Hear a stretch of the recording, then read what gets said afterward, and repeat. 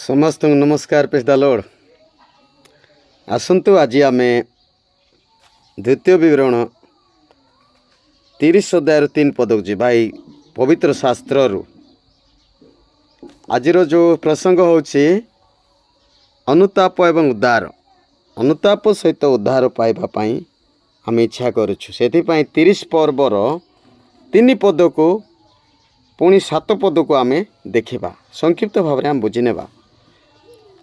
तेबे सदा प्रभु तुम परमेश्वर तुम्बर बंदित फेराइबे ओ तुमको करुणा करिबे ओ फेरी आसी सदा प्रभु तुम परमेश्वर जो गोष्ठी लोक मानक मध्य तुमको छिन्न भिन्न करी अछंती तई मध्य तुमको संग्रह करिबे। Praise Lord hallelujah. सावधान हुंतु जो माने आज प्रभु निकट फेरी नाहंती उद्धार पाई नाहंती फेरंतु आ प्रभु जो माने अनुताप करी आसीबे सेमान को संग्रह करिवे आउ से गोष्ठी को प्रभु मध्य चिन्ह भिन्न होइथिबा गोष्ठी को एकत्र करिवे आउ प्रभु ही क्षमा देबे। तेबे आम 7 पद पढ़िबा।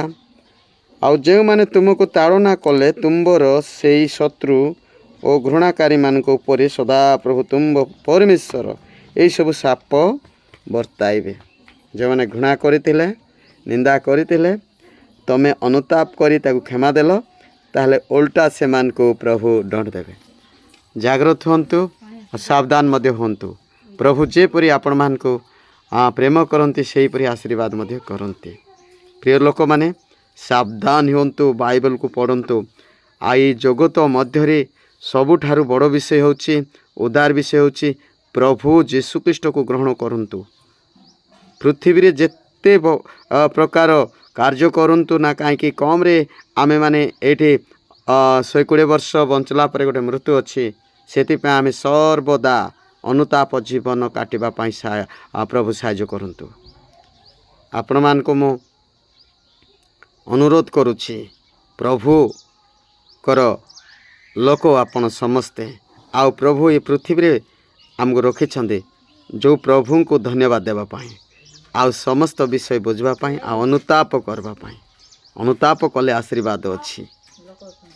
धन्यवाद। आपण माने द्वितीय विवरणी 30 3 पद 7 पद देखि पारिबे आ प्रचुर बुझी पारिबे। प्रभु आशीर्वाद करंतु। आमेन।